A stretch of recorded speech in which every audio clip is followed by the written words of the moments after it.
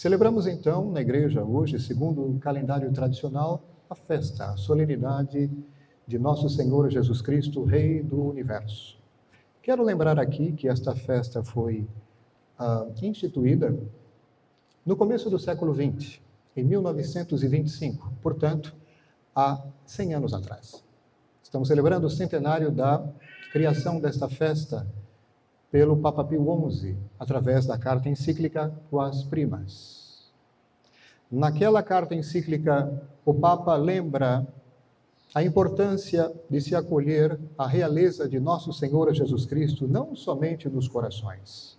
É claro que nós devemos fazê-lo, todos nós, mas a importância de se reconhecer e de se acolher devidamente a realeza de nosso Senhor na sociedade das nações, no conjunto dos seres humanos, em todas as instituições humanas, a importância de se acolher a autoridade e a realeza de nosso Senhor Jesus Cristo em todas as instâncias políticas, acadêmicas, em todas as instituições, porque, afinal de contas, ele é Rei do Universo, ele é Rei sobre tudo.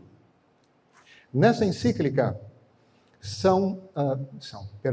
o Papa Pio XI ensina bem particularmente o fato de que, em virtude da união hipostática, aquela união maravilhosa entre duas naturezas, a divina e humana, na única pessoa de Jesus Cristo, uma só pessoa e duas naturezas, em virtude desta realidade, desta união única, união hipostática, Cristo possui, também como homem, não somente um poder indireto, mas também um poder direto sobre as coisas, as realidades temporais, terrenas, apesar de não ter feito uso desta expressão de seu poder, desta última expressão do seu poder, durante o curso de sua vida terrestre. Ele não quis manifestar toda esta autoridade sobre as realidades temporais durante aquele curto tempo em que esteve conosco peregrinando sobre a terra. É claro que a sua realeza deve-se ao fato de que ele é Deus. Deus é Rei, nos lembram as Escrituras. O Antigo Testamento, ele afirma com toda clareza que Deus é Rei. Por quê? Já pelo fato de ser Deus. A Ele toda a autoridade, Ele que está acima de toda a realidade criada, tendo-a justamente tirado do nada a realidade criada. Isso é a criação. Ele é o Criador. E como Criador tem autoridade suprema já sobre toda a realidade criada. Ora, em nosso Senhor Jesus Cristo, sendo Ele Deus, segunda pessoa da Santíssima Trindade, que se encarnou sem deixar de ser Deus, ele tem esta mesma autoridade, a autoridade de Deus sobre tudo o que é criado, porque ele é Criador. Algumas pessoas poderiam dizer, ele é Criador? Como assim? Vejam que a Epístola hoje afirma com toda clareza, tudo foi criado por ele e para ele. É bem verdade que Deus Pai é Criador, mas o Filho também é Criador. O Filho participa da obra de criação de seu Pai. Um princípio muito importante, quando a Santíssima Trindade age, quando uma pessoa divina age, as outras duas participam intimamente dessa ação. Exemplo, quando uma pessoa cria, as outras duas participam desta obra de criação. E, de fato, o Pai é Criador e o Filho também. Tudo foi criado por Ele e para Ele. Estamos falando de Jesus Cristo, do Filho de Deus, do Verbo eterno. E o Espírito Santo também participa desta obra, sendo ele Espírito Criador. Tudo que a Santíssima Trindade faz ad extra, fora dela, quais são as obras principais? De criação, de redenção, de santificação. Tudo que a Santíssima Trindade faz, tudo que uma pessoa divina faz, as outras fazem.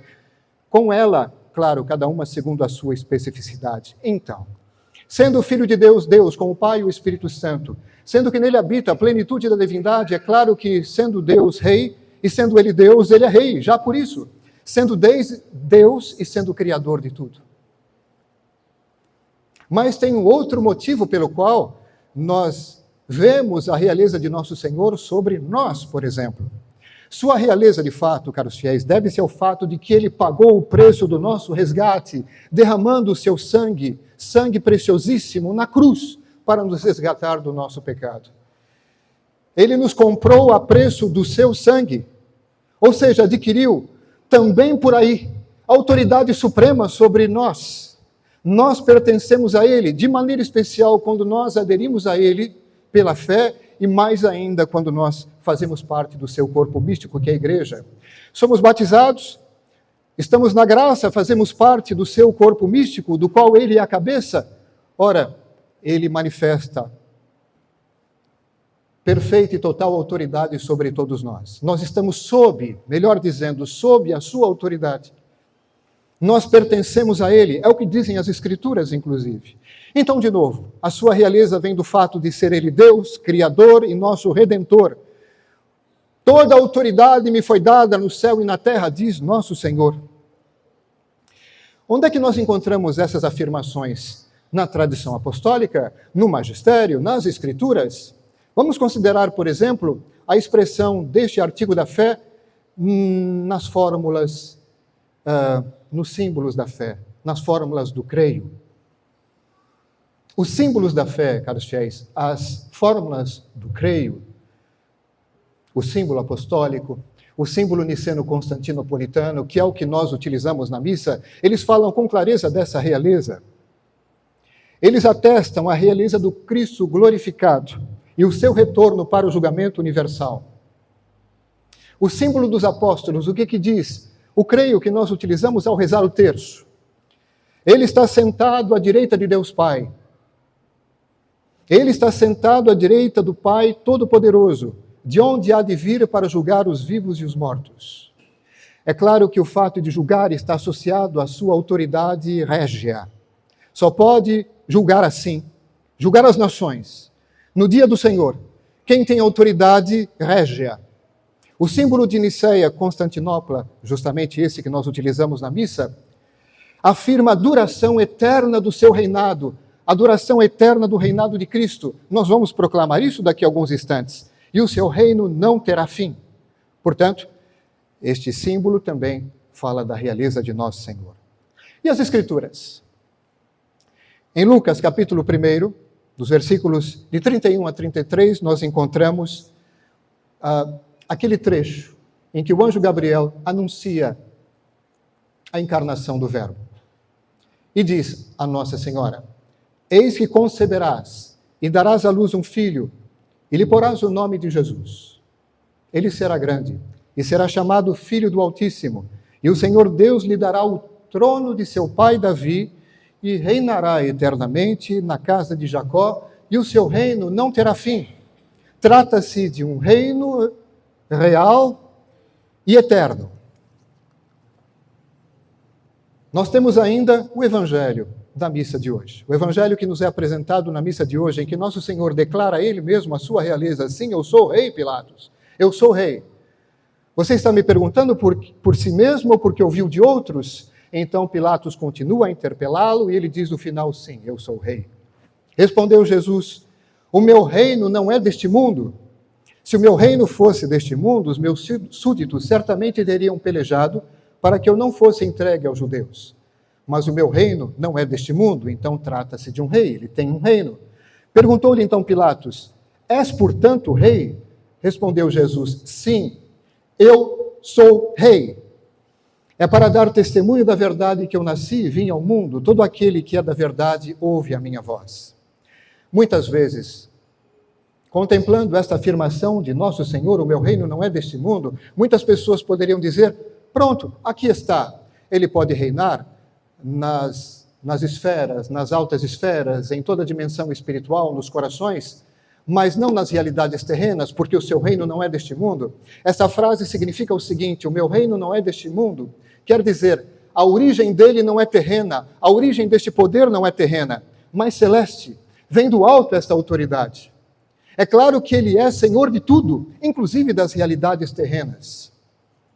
Vamos então considerar isso agora, também através das Escrituras. Em Mateus, no capítulo 28, versículo 18, Jesus, ele diz: toda autoridade me foi dada no céu e na terra. Apocalipse, capítulo 1, versículo 5, ele é o soberano dos reis da terra. Apocalipse 19, 16, ele é o rei dos reis e senhor dos senhores, portanto, ele tem autoridade suprema sobre todas as realidades temporais, terrenas e sobre toda a autoridade terrena. Aliás, toda a autoridade terrena é uma participação da autoridade divina, não é verdade? Nós sabemos muito bem, caros fiéis, vamos nos lembrar disso, que nosso Senhor operou a obra da nossa redenção através de um tríplice ministério. O ministério doutrinal, o ministério régio ou pastoral e o ministério sacerdotal. O ministério doutrinal é aquele através do qual ele trouxe a plenitude da revelação. E é bem verdade que, se nós quisermos acolher nosso Senhor e acolher a salvação que Ele nos traz, devemos acolher a verdade que Ele nos traz. Quem pretende ter comunhão com Jesus, sem receber toda a verdade que Ele traz, sem receber a doutrina toda dele, não pode ter parte com Ele, não pode, de fato, ter comunhão com Ele, portanto, não pode acolher a Ele e nem a salvação que traz. Esse ministério é fundamental, afinal de contas, o que dizem as Escrituras? Deus quer que todos se salvem e cheguem ao conhecimento da verdade, lembrando que existe uma estreita conexão entre o acolhimento da salvação e o acolhimento da verdade eterna. O acolhimento da salvação e o acolhimento de toda a doutrina de Cristo, aquela mesma que nos vem através do ministério da igreja. Ora, o ministério pastoral é o ministério através do qual o Senhor exerce justamente o seu poder régio como pastor, conduzindo as almas com autoridade, através de sua lei, de suas leis. Este é o ministério pastoral. O ministério sacerdotal é a obra suprema, é a coroação da obra. E no centro deste ministério nós encontramos o sacrifício de Cristo na cruz.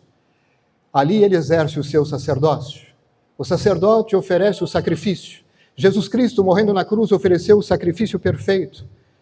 Ofereceu-se a si mesmo por nós, por amor a Deus, para a glória de Deus e para pagar o preço do nosso resgate. Através, portanto, desse tríplice ministério, ele, Cristo Rei, pastor de nossas almas e nosso mestre, sacerdote, sumo sacerdote, pastor, rei e mestre, ele nos salva. E tendo subido aos céus, após a ressurreição, ele deixa a sua igreja, a mesma que instituiu, para que continue esta sua obra, para que prolongue a sua ação de salvação na terra, realizando os mesmos 3 ministérios. Portanto, a igreja foi dada plena autoridade de ensino da verdade toda inteira. E por conta dessa autoridade que recebeu, ela transmite sim, ao longo das gerações, até o final dos tempos, a verdade de Cristo sem mistura de erros. A igreja recebeu também plena autoridade de governo para pastorear o rebanho em nome de Cristo com essa mesma autoridade. A igreja recebe plena autoridade de jurisdição e pode inclusive legislar. E estas leis, promulgadas pela igreja, com autoridade de Cristo, por conta do poder das chaves, nos obrigam em consciência. O ministério pastoral, portanto, caros fiéis, ou ministério régio, tem por finalidade mostrar aos homens perdidos pelo pecado, isso de maneira prática, guiando-os o bom caminho para que eles atinjam o seu fim sobrenatural. Essa é a finalidade de toda a lei divina, de toda a lei eclesiástica, nos conduzir para a finalidade suprema, para o fim sobrenatural para o qual Deus nos criou. A salvação eterna, a vida eterna, a perfeita e plena comunhão com Deus, a união com Deus perfeita no céu, a visão beatífica, esta é a meta suprema.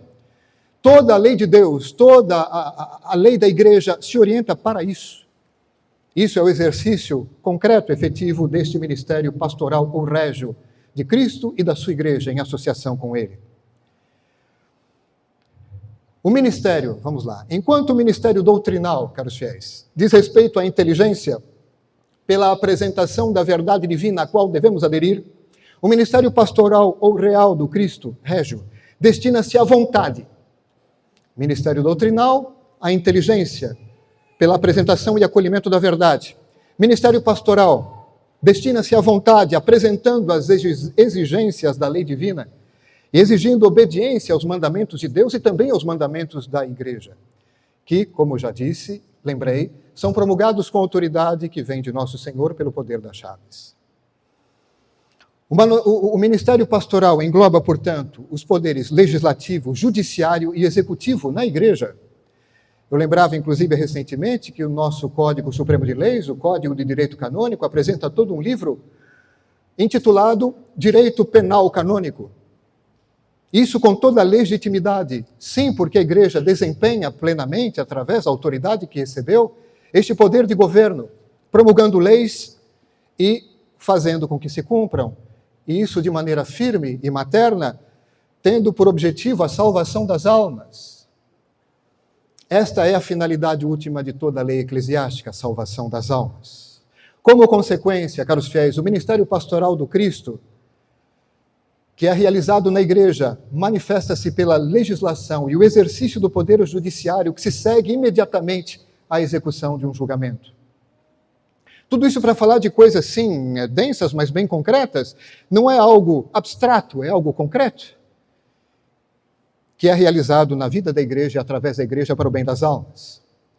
O Cristo, falemos dele, já em primeiro lugar, o Cristo exerce o seu poder legislativo, sobretudo na promulgação da lei fundamental do seu reino, no Sermão da Montanha. E também na organização do reinado de Deus sobre a terra, que é a igreja.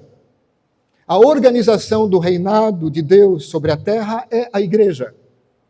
Nela, através do acolhimento que ela deve obrigatoriamente dar a Cristo e a tudo que dele vem, já se dá o acolhimento do reino.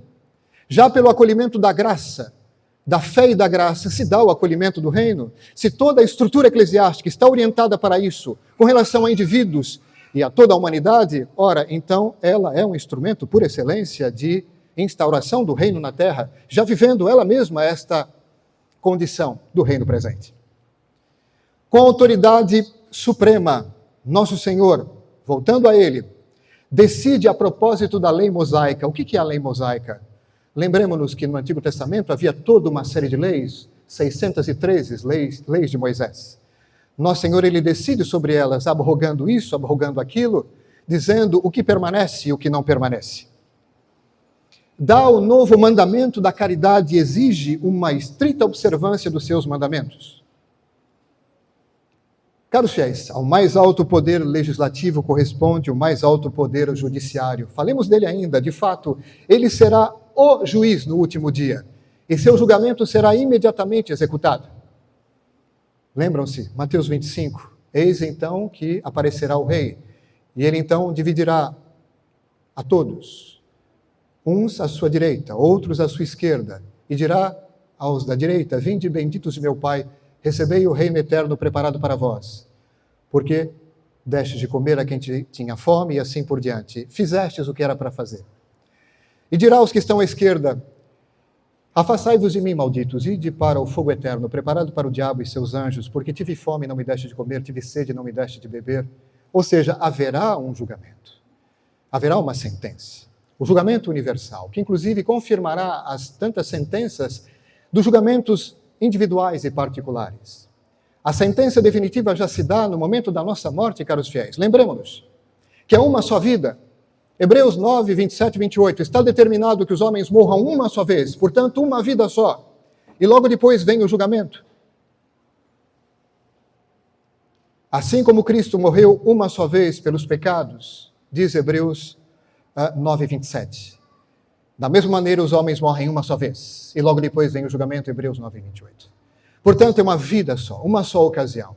E tudo se decide no final deste nosso tempo de peregrinação sobre a terra. Por isso o tempo da nossa vida é tão importante e a importância de se preparar para a morte, porque tudo se decide ali. Salvação ou condenação, o julgamento universal só vai confirmar. Ampliando a pena, no caso de condenação, ou ampliando o peso de glória, o mérito, o peso de glória, no caso de salvação eterna. Ele vai julgar os vivos e os mortos.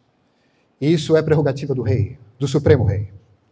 Caros fiéis, falando ainda do magistério da igreja, o Concílio de Trento definiu contra a doutrina de Lutero, segundo o qual, Lutero, o Cristo não teria dado mandamentos, mas somente promessas, que o Cristo não é somente nosso Salvador, ele é Salvador, mas é também nosso legislador. Todos, portanto, devem submeter-se a Ele. Sendo Ele o Rei Supremo de tudo e de todos, todos devem se submeter a Ele. Todos quem? Todos. Até mesmo os que não creem. Porque nosso Senhor Jesus Cristo tem autoridade sobre toda a realidade criada, inclusive sobre aqueles que não creem. Como seria bom que aqueles que não creem acolhessem justamente o dom da fé e reconhecessem essa autoridade suprema de nosso Senhor. O fato de reconhecer a autoridade de Deus e, portanto, ter condições de acolhê-la é importantíssima por duas razões. Em primeiro lugar, porque assim nós cumprimos a justiça. Sendo ele rei, tem o direito de que nós o consideremos assim. Se ele é rei, nós temos o dever de obedecer a ele. Ele tem o direito de que nós o obedeçamos e nós temos o dever de obedecer-lhe. Quem? Todos. Porque, afinal de contas, ele tem autoridade, toda a autoridade lhe foi dada no céu e na terra, ele tem autoridade sobre toda a realidade terrena, portanto, sobre todos os homens. E como é importante que nós reconheçamos isso, também para nosso proveito, segunda razão pela qual nós devemos reconhecer e acolher a sua autoridade, além de ser uma questão de justiça, é também uma questão de vantagem para nós, vamos dizer assim. Quando nós acolhemos a autoridade de Cristo, ora, nós acolhemos ao mesmo tempo a sua salvação. De onde tiramos isso? Dessa máxima bíblica que diz o seguinte: Ele, nosso Senhor Jesus Cristo, se tornou causa de salvação eterna para todos os que lhe obedecem. De novo, Ele se tornou causa de salvação eterna para todos os que lhe obedecem. Portanto, se nós temos interesse na salvação, se nós sabemos que a salvação eterna é o bem supremo, então é questão de não só reconhecer a autoridade de nosso Senhor Jesus Cristo, mas de se submeter a ela, porque ele se tornou causa de salvação eterna para aqueles que o obedecem. Como fazer isso? De que maneira podemos ser auxiliados? Quero lembrar algo que nós refletimos tanto aqui nesses últimos dias, por ocasião da festa de Nossa Senhora do Rosário e do tríduo preparatório para essa festa. Lembremos-nos que Nossa Senhora, ela é rainha por causa do seu filho, rainha do céu e da terra. Rainha pelo fato de ser mãe do rei, por conta desta união tão íntima com seu filho e por conta também da participação única na obra da redenção, não é verdade? Ora, Nossa Senhora, como rainha, tem todo o poder que Deus deu a ela para nos ajudar justamente a acolher o poder do seu filho. A realeza de Nossa Senhora está orientada para o acolhimento da realeza do seu filho. E como é que nós acolhemos então a realeza do seu filho, acolhendo a realeza de sua mãe? E como é que acolhemos a realeza de sua mãe, vivendo a verdadeira devoção a Nossa Senhora? Nós consideramos aqui de que maneira nós nos tornamos verdadeiros devotos de Nossa Senhora. Através da humildade, da fé, do amor, praticando aquelas devoções tão caras aos céus. E, em primeiro lugar, o Santo Terço e o Santo Rosário. Lembrava ontem aqui, inclusive, a importância do terço nisso tudo. Quando nós vivemos e praticamos todas as legítimas devoções mariais, e de maneira especial esta que agrada tanto a Nossa Senhora, nós acolhemos a sua realeza, a realeza dela, e fazendo-o, acolhemos ao mesmo tempo, porque ela nos ajuda tanto nesse sentido, a realeza do seu filho. Façamos isso, caros fiéis. Acolhamos a autoridade de nosso Senhor, a sua realeza, não só individualmente, mas que com a ajuda de Deus possamos contribuir para o acolhimento do reino de Deus na sociedade das nações, no nosso país, em todas as dimensões da vida humana. Louvado seja nosso Senhor Jesus Cristo. Em nome do Pai, do Filho e do Espírito Santo.